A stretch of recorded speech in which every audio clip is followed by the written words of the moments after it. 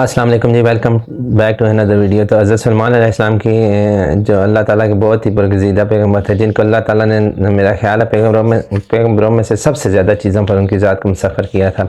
اور وہ ان کے تابع ہر چیز کو کیا ہوا تھا۔ لیکن بات یہ ہے کہ وہ پھر ان کے واقعات بہت زیادہ ان سے منسوب بھی ہیں۔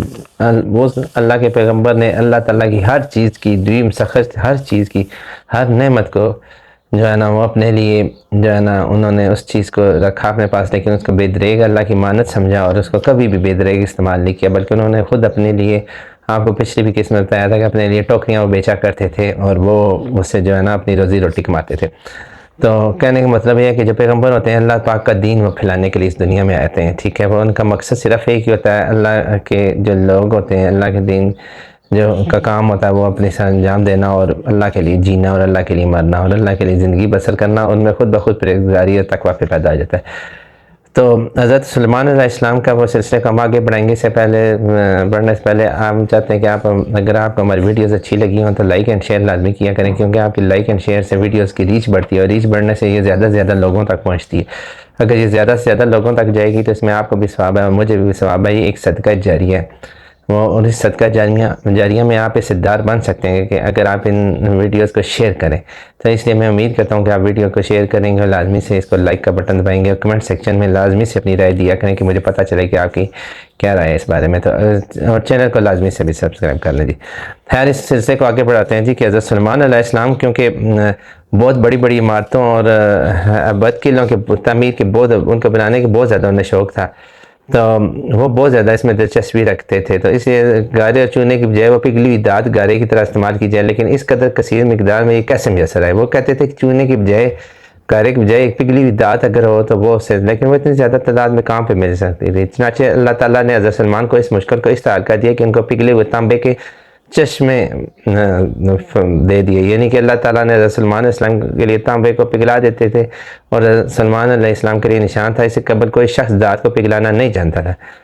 حضرت سلمان علیہ السلام پر یہ انعام کیا کہ زمین کے جن حصوں میں ناری مادے کی وجہ سے تانبا پانی کی طرح پگھل کر بہہ رہا تھا، ان چشموں کو حضرت سلمان پر اشکار کر دیا۔ ان سے قبل کوئی شخص زمین کے اندر دانتوں کے چشموں سے گانا تھا۔ چنانچہ ابن کثیر لکھتے ہیں کہ ناقل ہے کہ پگھلے ہوئے تانبے کے چشمے یمن میں تھے، جن کو اللہ تعالیٰ نے حضرت سلمان پر ظاہر کر دیا۔ قرآن پاک میں اس کی حقیقت کی کوئی تفصیل بیان نہیں کی گئی۔ مذکورہ بالا دونوں جو آیات تھی وہ زیر بحث کا مصدقہ بن سکتی ہیں، اس لیے ان دونوں میں سے کسی ایک کا انتخاب بھی آپ کر سکتے ہیں، ٹھیک ہے، آپ اپنے ذوق کے حساب سے۔ تو رات میں بھی حضرت سلمان علیہ السلام کی اس خصوصی امتیاز کا کوئی ذکر نہیں ہے۔ قرآن پاک میں حضرت سلمان علیہ السلام کے متعلق ایک اور واقعہ بیان کیا گیا کہ ہم نے داؤد کو سلمان فرزند عطا کیا، وہ اچھا بندہ تھا، بے شک وہ خدا کی جانب بہت رجوع ہونے والا کا واقعہ قبل ذکر۔ جب اس کے سامنے شام و وقت کے اصیل اور سبق گھوڑے پیش کی گئی تو وہ کہنے لگا، بے شک میری محبت مال جاد پروردگار کے ذکری میں سے یہاں تک کہ وہ گھوڑے نظر سے اوجھل ہو گیا۔ حضرت سلمان نے فرمایا ان کو واپس لاؤ، پھر وہ ان کی پنڈلیوں اور گردنیں چھونے اور تپتپانے لگا۔ ان آیات کی تفسیر میں صحابہ رضی اللہ عنہ سے 3 قول منقول ہیں کہ ایک حضرت علی بن ابی طالب سے اور 2 حضرت عبداللہ بن عباس رضی اللہ عنہ سے میں، ایک حسن بصری کی سند سے مذکور ہے، دوسرا علی ابن ابی طلحہ کی سند سے۔ حضرت علی رضی اللہ عنہ کی تفسیر کے مطابق واقعے کی حقیقت اس طرح کہ حضرت سلمان کو ایک مرتبہ جو ہے مہم پیش آئی تو انہوں نے حکم دیا کہ استقبل سے گھوڑے کو لائے جائے۔ گھوڑے پیش ہوئے تو ان کی دیکھ بھال میں عصر کی نماز کا وقت جاتا رہا اور سورج غروب ہو گیا۔ حضرت سلمان علیہ السلام کو جب محسوس ہوا تو فرمایا کہ مجھے اطراف ہے کہ مال کی محبت یاد خدا پر غالب آ گئی۔ اس غم غصے میں گھوڑوں کو واپس منگایا اور یاد خدا کی محبت کی جوش میں ان سب کو ذبح کر ڈالا، وہی اس غفلت کا سبب بنے تھے۔ اس تفسیر کے مطابق آیت کہ میں نے یہ ہوا کہ بے شک میں پردہ ذکر کا مال کی محبت میں لگ گیا، تاکہ یعنی کہ رفتہ کی جانب عبارت میں مخدوف ہے، یعنی تورات اور شمس علی حجاب میں یعنی ضرب یعنی ان کی کونچیں اور گردنیں کاٹ ڈالی۔ ابن کثیر کے اسی قول کا اختیار ہے، کہا گیا کہ اکثر سلف کا بھی یہی رائے ہے کہ حضرت سلمان کا یہ عمل قصد نہیں تھا، بلکہ اس قسم کا معاملہ تھا جیسا کہ غزوہ خندق کے موقع پر نبی کرم صلی اللہ علیہ وسلم کو پیش آیا کہ عصر کی نماز فوت ہو گئی اور آپ نے صحابہ رضی اللہ عنہ غروب آفتاب کے بعد اس کی قضا کی، جبکہ حضرت سلمان نے خدا کے ذکر میں محبت میں اپنے بہترین گھوڑوں کو ذبح کر دیا۔ اللہ تعالیٰ نے ان پر یہ عظیم الشان نام فرمایا کہ ہوا کو ان کے لیے مسخر کر دیا، یعنی کہ ہوا کو ان کے لیے مسخر کر دیا نا۔ تو حسن بصری کی ایک اور سند ہے کہ واقعہ یہ ہے کہ اگر وہ جب مہم میں جا رہے تھے حضرت سلمان علیہ السلام تو انہوں نے گھوڑوں کو حاضر کیا، وہ پیش تمام پری تفصیل تو حضرت سلمان واپس گھوڑوں کی پٹیوں گردنوں پال کر کے مار فرمایا کہ اندر تم ذکر اللہ سے غفلت کا باعث نہ بننا. یعنی کہ انہوں نے اس میں کہتے ہیں کہ انہوں نے اس طرح ان کو تباہ نہیں کیا، لیکن انہوں نے ان کی پنڈلیوں پہ مارا اور گردنوں پہ فرمایا کہ تم اندر سے اس ذکر میں غفلت کا سبب نہ بننا. تو خیر یہ جو ہے روایات جو مفسرین ہمارے نزدیک جو ہیں ابن حریر اور امام رازی کا پسندیدہ قولی قابل ترجیح اور قرین ثواب ہے، اس لیے کہ ان میں سے مخدوف کو ماننے کی ضرورت پیش آتی ہے. نہ حضرت سلمان کی طرف سے ایسے عمل کی نسبت ہوتی ہے جو عقلاً نامناسب معلوم ہوتا ہے. ابن کثیر ابن جریر کے اعتراض کا وہ جو جواب اس سلسلے میں دیا ہے وہ بھی طویل بعید سے زیادہ حیثیت نہیں رکھتا، کیونکہ ایک ولولہ اعظم پیغمبر کے اس واقعے میں کوئی ایسی وجہ نہیں ہے کہ جس کے پیش نظر 10 یا 20 ہزار گھوڑوں کی طرح کو اس طرح ذبح کر دیا جائے، اور یہ کہہ دینا کہ شاید ان کی ملت میں اس قسم کا عمل رائج اور پسندیدہ سمجھا جاتا ہو بے دلیل بات ہے. اس طرح ابن کثیر کا یہ قول کہ حضرت سلمان نے جب اپنی غفلت کی مکافات میں ہزاروں بہترین گھوڑے ذبح کر دیے تو اللہ تعالیٰ نے ان کو اس کے عوض میں ہوا کو مسخر کر دیا، اگرچہ دلچسپ ضرور ہے لیکن قرآن پاک کے بیان سے مطابقت نہیں رکھتا، اس لیے کہ واقعہ زیر بحث ہے کہ ایک جدا واقعہ ہے جس کے ظاہر میں قرآن پاک معمولی سے بھی ایسا اشارہ نہیں کیا جسے تذکیر ہوا کے معاملے کا اس سے ظاہر ہوتا ہو اس واقعے کے ساتھ نا. تو حالانکہ قرآن پاک میں عام طرز بیان کے مطابق آیات زیر بحث میں یہ ذکر آنا چاہیے تھا کہ چونکہ حضرت سلمان نے ہماری خوشنودی میں ایسا کیا اس لیے ہم نے اس کے عوض میں اتنا بڑا انعام دیا کہ ہوا کو مسخر کر دیا، مگر اس کے برعکس تذکیر ہوا کے مسئلے کو ایک دوسرے واقعے سے متعلق کیا جو حضرت سلمان کی آزمائش سے